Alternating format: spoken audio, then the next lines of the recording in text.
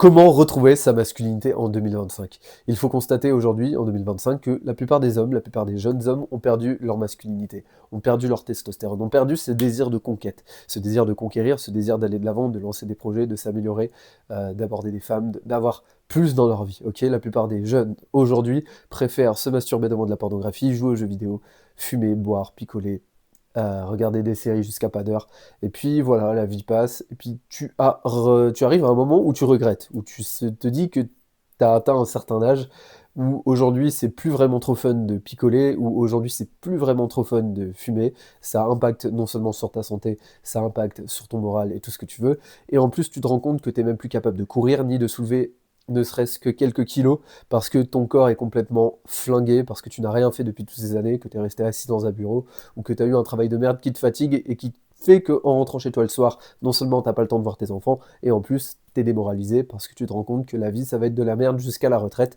et qu'une fois arrivé à la retraite, eh ben, tu seras trop vieux pour pouvoir profiter, sauf que c'est à ce seul moment-là que tu pourras un minimum voyager, et encore je dis bien un minimum, parce que c'est avec un petit revenu de 1200 € par mois, et bah en général tu peux pas faire grand-chose, à part survivre, manger, payer ton loyer. Donc tu te rends bien compte également que la retraite, tu vas l'avoir dans le cul. Je parle de tout ça, je suis assez jeune, je sais que c'est loin, mais si déjà c'est le cas pour les retraités d'aujourd'hui, imagine toi si tu es jeune et que tu as moins de 30 ans et que tu regardes cette vidéo, qu'est-ce que ce sera à ton âge? Donc ne compte pas sur la retraite, ne compte sur rien de tout ça, ne compte pas sur le fait d'avoir une vie standard et de suivre le même chemin qu'ont suivi la plupart des hommes, parce que ça va te mener tout droit au fond du trou. Ce que tu dois faire, c'est tout développer, ton physique, tes relations sociales, ta communication, tout ce que tu veux, ton argent, tu dois te développer personnellement. C'est pour ça que je fais cette vidéo. J'ai atteint un stade dans ma vie où je n'ai pas encore exactement ce que je veux. Par contre, il y a une chose que j'ai réussi à réaliser, c'est le fait de développer ma testostérone, de développer et surtout de transformer complètement ma santé qui était déplorable avant, due à de mauvaises habitudes de vie, et également de transformer mon mental. Donc, comment retrouver sa masculinité en 2025? D'ailleurs, pour que vous compreniez d'où je pars, je vais vous mettre quelques vidéos, histoire que vous sachiez de quoi je parle. Et histoire aussi surtout que vous vous dites, ok, ce mec sait de quoi il parle, parce que, encore une fois, il y a tellement de gens dans la sphère YouTube, tout ce que vous voulez du développement personnel, qui vont arriver, poser leur caméra et vous donner des conseils sur des choses qu'ils n'ont pas faites. Si là, demain, je commence à vous donner des conseils en argent, quittez la vidéo et ne m'écoutez pas. À part quand j'aurai fait de l'argent. Ok. Donc, comment retrouver sa masculinité? Donc la première chose, c'est de relever un défi physique. Qu'est-ce que j'entends par là? Ça peut toucher à tout type de sport. Mais dans ce contexte-là, je ne parle pas juste d'un sport, par exemple la musculation, où on va faire du bodybuilding, où on va tranquillement construire son corps, même si ça demande un certain effort. Là, je parle vraiment d'un défi physique qui est surtout mental. Un défi où vous allez repousser vos limites dans ce qui est possible de faire physiquement. C'est pas juste faire son sport du week-end, tranquille, le sport loisir, aller faire un petit tennis le soir en rentrant. Je parle vraiment de ce défi où vous allez vous chier dessus avant de le faire. Ça peut être courir un semi-marathon ou un marathon, ça dépend de vos capacités, mais ce qui vous correspond à vous. Moi, par exemple, mon défi physique personnellement, actuellement, en ce moment, il s'agit par exemple des séances jambes. C'est-à-dire que chaque semaine, je sais que sur mon squat, j'ai la possibilité physiquement de mettre plus lourd que la semaine d'avant. Je sais que c'est un muscle sur lequel j'ai un avantage, c'est mon point fort. Et donc, j'ai pas le droit d'arriver et de me dire, bah attends, je vais mettre un poids léger. Non, je sais que je vais mettre un poids lourd sur le squat. Et je sais que je vais mettre un poids lourd que je n'ai jamais réalisé jusqu'avant. Et je me chie dessus avant de le faire. Je suis pas bien. Et je fais pas le malin. Une fois que tu l'as fait, t'as un sentiment d'accomplissement que tu ne retrouves pas ailleurs. Et ça ne provient que du défi physique. T'as un corps. Encore une fois, je te dis, pour retrouver ta masculinité, tu dois renforcer ton corps. Tu dois devenir plus fort. Pour devenir plus fort, tu ne peux pas négliger le fait de mettre en pratique des défis physiques, tels qu'une séance jambes par exemple. Et je parle de ma séance jambes, mais ça peut être n'importe quoi. Ça peut être se lancer dans un combat de boxe, ça peut être courir un marathon comme je l'ai dit. Des choses qui vous font que vous êtes capable de faire, mais où vous êtes à la limite de est-ce que c'est vraiment possible? Il faut que ce défi physique vous fasse douter quelque part. N'allez pas faire n'importe quoi, n'allez pas soulever un truc alors que vous n'avez jamais soulevé ce truc. Allez-y dans l'ordre. Le but, c'est pas de se blesser. Ok. Comme de faire un marathon alors que t'es pas préparé, il y a de fortes chances que tu te blesses. Donc c'est, si tu veux, ok, c'est joli sur le papier, j'ai fait un marathon sans prépa. Mais si tu te blesses, c'est pas le but. Il faut que tu fasses un truc à la limite entre je peux le faire, mais je suis pas sûr de pouvoir arriver jusqu'au bout. Et quand tu l'auras fait, ça va te changer. Et si tu le fais régulièrement, ça va te transformer de l'intérieur. Encore une fois, les bases, c'est basique. Il n'y a pas besoin d'aller chercher plus loin. Relève un défi physique qui te fait te chier dessus. Et tu m'en diras des nouvelles. La deuxième chose, ça va être de stopper le divertissement d'adolescents. Ce que j'entends par là, c'est toutes ces vidéos, du Squeezie, etc. Je veux dire, c'est bien de temps en temps. Pourquoi pas? Mais le truc, c'est que tu arrives peut-être à 20, 22, 23, 25 ans, même 30 ans, et tu es toujours en train de regarder ce genre de vidéos tous les soirs. Alors quand c'est pas la télé, quand c'est pas scroller sur TikTok, t'es là et tu regardes une vidéo d'1 heure avec des mecs qui... C'est leur boulot, ok? Ils sont en train de te divertir. Pourquoi pas? Mais trop c'est trop. C'était bien quand t'étais enfant, quand t'étais ado. Aujourd'hui, t'as des responsabilités. Si tu veux améliorer ta vie, il va falloir que tu mettes en place des actions. Et pour mettre en place des actions, eh ben, t'as besoin de temps. Bah oui, parce que t'as un boulot, t'as peut-être une famille, ou peut-être pas, t'as peut-être des études, peut-être que t'as un job à côté, peut-être que t'as du sport à faire. Donc il te faut du temps pour faire les choses qui sont importantes pour toi. Si tu veux plus d'argent, je dérive trop sur les conseils en argent, non. Mais si tu veux peut-être plus de femmes, tu vas devoir interagir avec des femmes, ça prend du temps. Il faut aller sur le terrain, il faut parler à des femmes. Ce temps que tu passerais à développer quelque chose, à développer une compétence, à lire un bouquin, à apprendre à mieux parler, à faire des vidéos, tu le passes à regarder des vidéos de divertissement tous les soirs qui te pompent du temps. Ok, c'est marrant. Bon. Mais il faut consommer ça avec modération. La troisième chose, ça va être de stopper la pornographie. Évidemment, c'est un non négociable. Je t'en ai déjà parlé dans d'autres vidéos, mais le fait de regarder du porno te tue à la racine. Ce qui fait de toi un homme, ce désir de conquête, ce désir de conquérir, ce désir sexuel. Parce qu'il faut savoir que tu es drivé par deux éléments. Le premier élément, c'est le désir de survie. Le désir de survie fait que tu vas vouloir manger, que tu vas vouloir avoir un toit, que tu vas vouloir être en sécurité. Et c'est ce qui drive ta vie au jour le jour. C'est pour ça que tu te lèves le matin pour aller travailler, pour amener de l'argent, pour pouvoir manger, avoir un toit, pour pouvoir dormir en sécurité, pour pouvoir donner à manger à tes enfants, etc., à ta famille, bref, tu connais. La deuxième chose, c'est le désir de reproduction. Tu es drivé par ça également. Pourquoi tu es là? Bah parce que tu es né d'une relation sexuelle. Donc le désir de reproduction, il est partout, même si on le voit pas forcément, il est partout, il est là, il est en toi. Le truc, c'est que bah, il est plus là à partir du moment où tu vas regarder du porno encore et encore tous les soirs et que tu te vides. J'ai fait une vidéo, en fait, je sais même pas si j'ai sorti la vidéo, mais d'ailleurs, j'en ferai une peut-être plus détaillée là-dessus, pour te dire à quel point c'est le truc numéro un qui tue ta masculinité. Le fait de regarder de la pornographie, il y a tellement de points négatifs à regarder ce genre de choses que ça prendrait une vidéo de 2 heures. Mais si t'es pas au courant des effets néfastes, et je pense que si t'es devant cette vidéo, tu es à peu près au courant des effets néfastes de la pornographie, parce qu'il y a tellement de vidéos qui en parlent maintenant, euh, il est temps d'arrêter cette chose pour de bon. Je sais que c'est pas évident d'arrêter, il y a certaines techniques qui permettent de le faire, j'en parlerai peut-être, ça dépend de... Est-ce que... Je sais pas vraiment qui me regarde. Est-ce que vous êtes des mecs pour qui ça, c'est acté, vous ne regardez plus trop de pornographie, ou est-ce que vous êtes des mecs qui sont encore à regarder de la pornographie? Je peux pas trop le savoir, à vous de le savoir. D'ailleurs, n'hésitez pas à le dire dans les commentaires si vous voulez des conseils par rapport à ceci. Ça fait 10 ans que j'ai arrêté, je sais de quoi je parle à ce niveau-là. Ça change une vie, ça change absolument tout, parce que vous retrouvez ce désir naturel de conquérir, vous retrouvez ce désir naturel de d'avoir une femme, d'aimer une femme, de coucher avec des femmes. Et c'est vraiment un moteur bien plus qu'on ne le pense, le désir sexuel. D'ailleurs, on en parle dans le livre Réfléchissez et devenez riche de Napoléon Hill. Le désir sexuel est un moteur puissant pour atteindre tout type d'objectif. Pas juste le désir d'aller aborder des femmes ou de conquérir des femmes. Tout type d'objectif. Ça vous permet d'avoir plus envie d'avoir de l'argent, de travailler pour ça, d'avoir un meilleur physique, d'avoir tout en mieux, de vous développer. C'est ça qui vous donne cette flamme, ce désir sexuel. Le problème, c'est que cette énergie que tu as gratuitement, bah, tu la dilapides sur des choses qui te rendent malade de l'intérieur et qui, cumulées sur le temps, te détruisent complètement. Ça, c'est dit. Donc, quatrième chose, comment retrouver sa masculinité? Les sports de combat. Les sports de combat, faut y passer. Il faut y passer. Je suis pas un adepte. En fait, je suis pas un expert des sports de combat. Je suis amateur. J'ai pas énormément. Enfin, si, quoique. Je dis ça. J'ai fait 10 ans de judo dans ma carrière. Enfin, dans ma carrière. Dans ma vie. J'ai fait 10 ans de judo et j'ai fait 3 ans de boxe. Sur ces 3 ans de boxe, disons que je le fais pas autant que je le voudrais. Question de temps, question de priorité. Je priorise actuellement la musculation.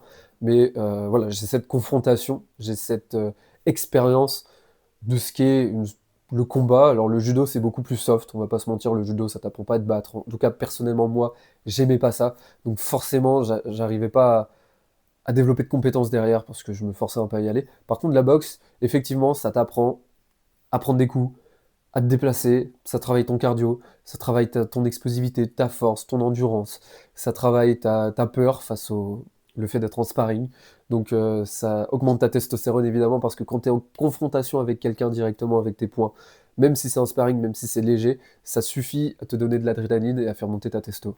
Donc les sports de combat, c'est un no-brainer. Des fois, tu sais, on cherche les complications, comment augmenter ma testostérone, est-ce que je dois faire ci, ça, prendre des cachets par-ci par-là. Non, non, commence à faire des sports où tu te défies physiquement, où tu pousses lourd et où tu fais des sports de combat, tout simple.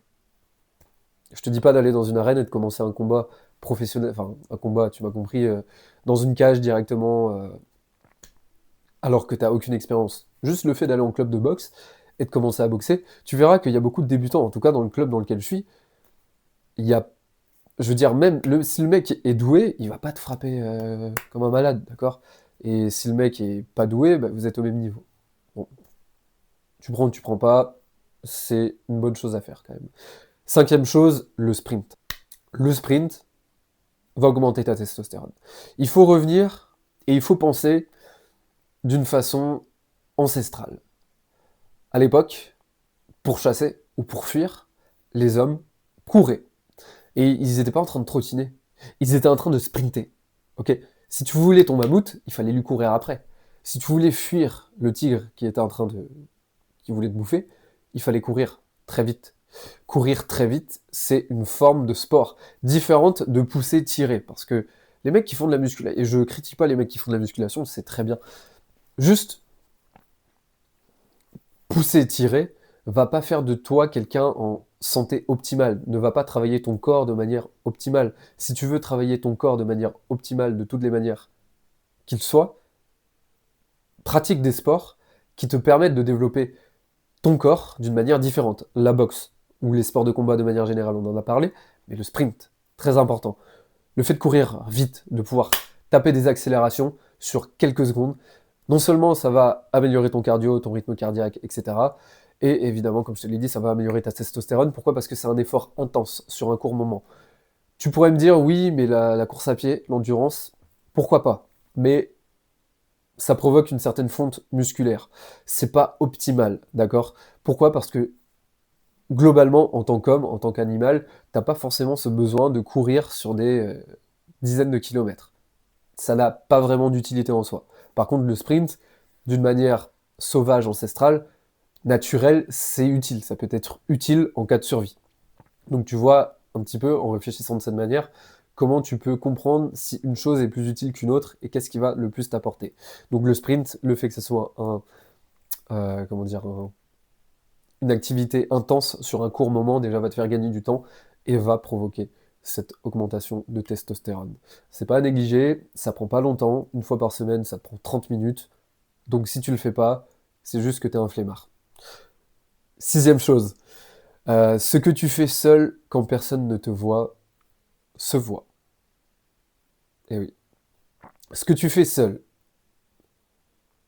quand personne ne te voit, quand les rideaux sont clos, eh ben ça va se voir, ça va se sentir. Parce que tu vas perdre en estime de toi, parce que ton inconscient, lui, il t'observe. Chaque jour, chaque minute.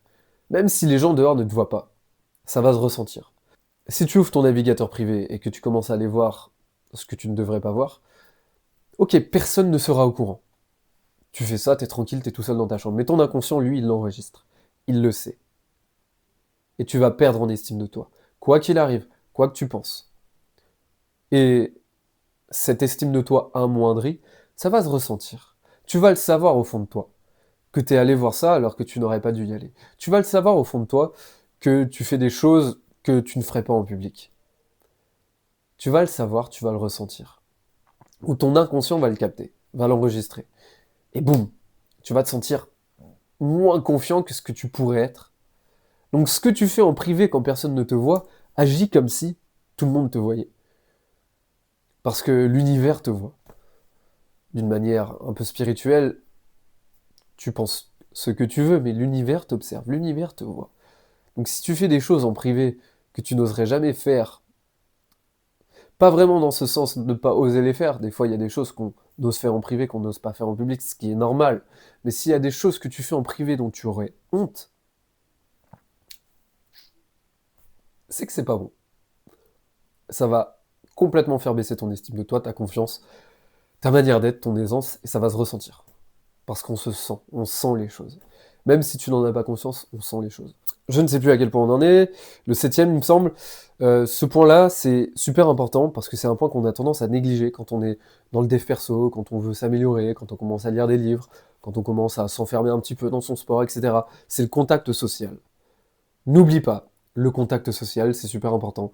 Le fait de converser avec des inconnus de manière régulière, de converser avec des femmes, de séduire des femmes, d'avoir ce jeu de séduction, ça t'empêche de devenir isolé. Parce que le fait d'être isolé peut très vite t'influencer d'une mauvaise manière. Tu peux très vite commencer à t'enfermer dans tes pensées, dans tes croyances, dans ce que tu peux entendre sur Internet, etc.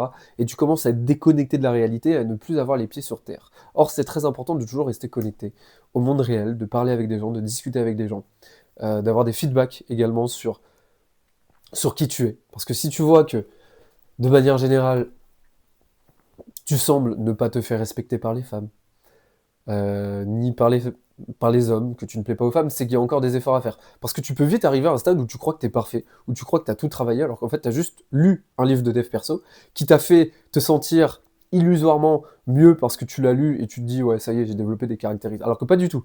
Pas du tout. Tu sors dans la réalité, tu plais à personne, t'es pas respecté, parce qu'en fait t'es juste dans ta tête, t'es enfermé dans ta tête. Tu dois sortir, tu dois sociabiliser. C'est un facteur de santé mentale extrêmement important, le fait de sociabiliser. Que ce soit avec des inconnus, que ce soit avec des gens que tu connais déjà, mais juste le fait de discuter, de parler, et de ne pas être dans le jugement des autres. Parce que là aussi, des fois, le piège du dev perso, c'est d'être en train de juger les gens qui ne sont pas là-dedans.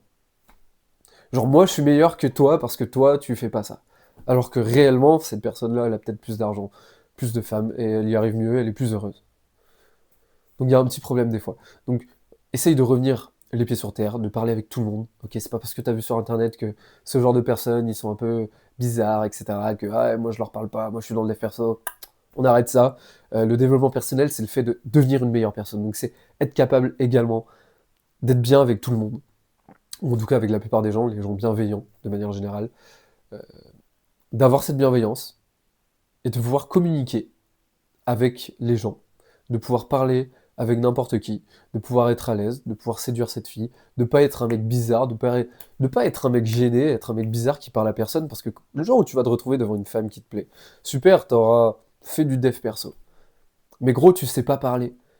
Ça se voit que t'es pas à l'aise, tu sais pas la regarder dans les yeux, t'es, t'es bizarre, t'es presque gênant, ok? Et c'est pas un jugement, parce que c'est des choses qui s'apprennent, mais ne reste pas enfermé dans ta bulle, dans ta chambre, à consommer des vidéos, ou à travailler sur toi dans l'ombre, ce qui est bien de travailler sur soi dans l'ombre, mais ne reste pas enfermé là-dedans, au point où ça te rend bizarre quand tu sors.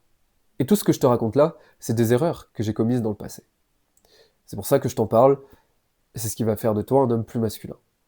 La santé mentale, c'est super important, et ça passe par le contact social. Et le contact social fait que tu es obligé d'interagir avec des gens. Et ne te dis jamais que cette personne est inférieure à toi. Toute personne a quelque chose à t'apprendre. Et je sais, parfois c'est compliqué. On a cet ego. On se dit, ouais, non, mais j'ai pas envie de lui parler. Mais t'es pas obligé de parler à tout le monde. Juste, dans ta tête, n'essaye pas d'inférioriser les gens. Ça va se sentir également. Tu vas passer pour un connard. On n'a pas envie de ça. Huitième point, je compte. 1, 2, 3, 4, 5, 6, 7. C'est ça, huitième point. Ça va être de revoir absolument toute ton alimentation. J'ai fait une vidéo sur ce sujet, si tu l'as pas vue, je te la mets en description. Il va falloir revoir absolument toute ton alimentation. Pourquoi je dis toute ton alimentation? Parce que je suis sûr et certain que ton alimentation est complètement à la ramasse. Même si tu pensais avoir les bonnes informations, même si tu pensais bien manger, la vérité, c'est que tu ne manges pas bien. À partir du moment où il y a plus de 10 ingrédients sur le le dos de la barquette de ce que tu manges, c'est que c'est de la merde. À partir du moment où il y a des huiles de graines, c'est-à-dire huile de tournesol, huile de colza et toutes ces merdes sur ce que tu manges, c'est que c'est de la merde. À partir du moment où il y a du gluten, c'est que c'est de la merde. À partir du moment où il y a de la crème, du lait pasteurisé, c'est que c'est de la merde. Malheureusement, 80, 90% de ce qu'on mange qui sont issus des rayons de nos supermarchés, c'est de la merde pour notre santé à long terme, pour notre santé physique et mentale. Ce qu'il faut, c'est privilégier des produits bruts, des produits naturels, des produits qui impactent positivement ta testostérone, parce que la plupart des produits que tu manges font l'effet inverse, détruisent ta testostérone, augmentent ton taux d'œstrogène, ce qui va te rendre plus féminin. Or, tu es sur cette vidéo pour retrouver ta masculinité. Donc il va falloir absolument revoir toute ton alimentation. Je ne vais pas détailler ici, mais j'ai une vidéo qui en parle plus en détail et il y aurait encore tellement de choses à dire. Ensuite, 9e point, il va s'agir de réduire les réseaux sociaux. Le fait d'être constamment sur les réseaux rejoint un petit peu le point du contact social. Tu devrais remplacer le temps que tu passes sur les réseaux à parler à des vrais gens dans la vraie vie. Parce qu'on finit très vite par s'engouffrer dans une bulle où on est juste assailli par des contenus qui sont créés qui te sont visés, j'arrive plus à parler, via un algorithme. En gros, ce que tu regardes, tu finis par voir du contenu similaire, ça t'enferme dans une manière de penser. Ça t'enferme dans une bulle dans laquelle il est très difficile de sortir. Je vais prendre un exemple tout con. Si t'es de droite, t'auras du contenu de droite. Si t'es de gauche, t'auras du contenu de gauche. Et en fait, tu vas commencer à être de plus en plus influencé de par l'algorithme qui te fournit du contenu auquel t'es habitué encore et encore. Ce qui fait que t'auras une perception des choses, un avis des choses qui sera entre guillemets faussé. Parce que t'auras pas l'autre avis, t'auras pas l'autre vision des choses. Et tu vas commencer à t'engouffrer, alors je parle de politique, c'est un petit peu risqué mais on s'en fout, tu seras un petit peu de plus en plus engouffré dans ce truc et t'arriveras pas à en sortir. En plus de ça, tu as la vie de 10 millions de personnes tous les jours, si bien que tu n'arrives plus à réfléchir par toi-même. C'est réel. C'est-à-dire que plus tu vas voir, consommer la vie d'un tel, la vie d'un tel, la vidéo d'un tel, la vie d'un machin, tu sauras plus quoi faire. Et que ce soit, comme je l'ai dit, avis politique, avis de plein de choses, mais également sur ton développement personnel, si tu commences à regarder un tel, un tel, un tel, un tel, un tel, je peux te dire que tu ne fais plus rien. Et comme tu ne fais plus rien, eh bien, plus rien ne se passe dans ta vie, tu as des résultats négatifs, t'es pas fier de toi, tu as des émotions négatives, et tu rentres dans ce cercle vicieux dont on a parlé dans une précédente vidéo. Donc fais attention à bien limiter les personnes que tu consommes sur Internet, et surtout, je dirais de complètement limiter ta consommation de contenu. Limite-toi à 1, 2, 3 personnes maximum, et le reste du temps, plutôt que de passer du temps sur les réseaux sociaux, lis des bouquins, déjà ça c'est beaucoup mieux, ça permet d'absorber beaucoup plus d'informations parce que lorsque tu lis un livre, t'as pas de stimulation, des couleurs, un écran, t'as seulement des lignes noires sur un papier blanc, ce qui fait que ton cerveau va beaucoup plus travailler en amont, ou plutôt derrière, et va créer une sorte d'imagination par rapport à ce que tu lis. Donc ça, pareil, j'entends nulle part, mais le fait de lire va faire que tu vas assimiler beaucoup mieux les informations. Alors évidemment, on vit à l'ère des vidéos, donc regarder des vidéos, c'est important également, mais si tu peux, privilégie la lecture et réduis les vidéos. Ça veut pas dire de plus regarder de vidéos, mais réduis-les. Et plutôt que de passer du temps à scroller ou être sur les réseaux sociaux, à avoir l'avis de tout le monde, va plutôt parler dans la vraie vie. Tu verras que ça sera différent. Tu verras que ta perception de la réalité sera différente et tu cesseras d'être enfermé dans cette bulle de croyances, de pensées, Et en plus sur les réseaux sociaux, c'est toujours de la confrontation, c'est toujours de moi je pense ça, et t'es jamais content et tout le monde se plaint, et c'est très néfaste, c'est très négatif. Je dis pas, il y a des choses super intéressantes, super drôles à voir sur les réseaux, mais le faire avec parcimonie. Et c'est comme les vidéos divertissement dont je t'ai parlé au début de cette vidéo, ça n'empêche pas d'en regarder, ça n'empêche pas de regarder de temps en temps des séries, des films, mais fais-le avec parcimonie, parce qu'aujourd'hui le problème, c'est qu'on surconsomme, on abuse. C'est comme l'alcool, c'est comme toutes ces choses qui te font du bien sur le moment. Ça veut pas dire de ne pas en profiter de temps en temps. Le seul problème, c'est d'en abuser. À part pour la pornographie, là, je te dirais de rien du tout, d'accord. Parce qu'on a atteint un stade où on a tellement abusé du truc que là, il faut revenir en arrière et complètement le supprimer. Mais pour ce qui est du reste, pas besoin de tout supprimer, mais juste limite, limite. Aie cette discipline de te limiter. Comme quand tu étais plus jeune et où tes parents te disaient d'aller au lit à telle heure et que tu avais cette discipline parce que tes parents étaient derrière, aujourd'hui c'est toi le daron. À partir du moment où tu as passé les 18 ans, c'est toi le daron, même si tu n'as pas d'enfant. Donc c'est à toi de te limiter. C'est à toi d'être drastique avec toi-même parce que si tu n'es pas capable de faire ça, tu pourras littéralement rien accomplir dans ta vie et je peux te dire que tu finiras ta vie avec des regrets. 10e chose, suivre des mecs solides sur les réseaux. À partir du moment où si tu n'as pas l'occasion de t'entourer de mecs solides, physiquement, mentalement, dans ce qu'ils font, entreprenant, etc., dans la réalité, eh bien, il va falloir t'entourer de mecs solides, du coup, via les réseaux. Via les réseaux, donc, comme je te l'ai dit, les réseaux ont ce côté négatif, mais il va falloir aussi les utiliser à bon escient pour te concentrer sur 3-4 personnes qui t'inspirent, qui te donnent envie d'avoir leur vie, qui te font te réveiller le matin et te dire putain moi aussi je veux cette putain de vie et je suis pas une victime. J'en connais. J'ai pris des coachings avec eux, avec elles, enfin en tout cas avec une personne parmi celles à qui je pense. Et ça fait toute la différence. Parce que même si tu ne les vois pas physiquement, il y a un transfert d'énergie. Il y a quelque chose qui se passe. À force de les regarder tous les jours, de regarder leurs stories, d'être entouré juste intellectuellement de ces personnes, ça va avoir un impact sur toi plus fort que tu ne le penses. Surtout cumulé avec les jours. Ne néglige pas ça. Choisis les bonnes personnes, inspire-toi-en. Juste consomme leur contenu, et tu vas voir que tu vas finir par adopter les mêmes manières de penser. Et en fait, à force de regarder quelqu'un qui a une vie que tu souhaites avoir, qui a un physique, qui a des femmes, qui vit d'un business, peu importe, en tout cas, moi, c'est mes objectifs, tu vas forcément, c'est impossible que tu n'aies pas envie de mettre des actions en place pour avoir cette vie-là. C'est comme quand j'étais plus jeune, je sortais du cinéma, je voulais absolument ressembler au héros du film. Je le trouvais trop stylé, trop badass. Le mec, il était trop fort, il arrivait à battre tout le monde. Genre, je sais pas, tu regardes Spider-Man, t'as envie d'être Spider-Man juste après. Quand t'es petit, c'est ça. Et bah, reproduis ça avec le contenu que tu regardes sur Internet. Ce mec-là est trop inspirant, je vais être comme lui, je veux que ma vie ressemble à ça. C'est impossible.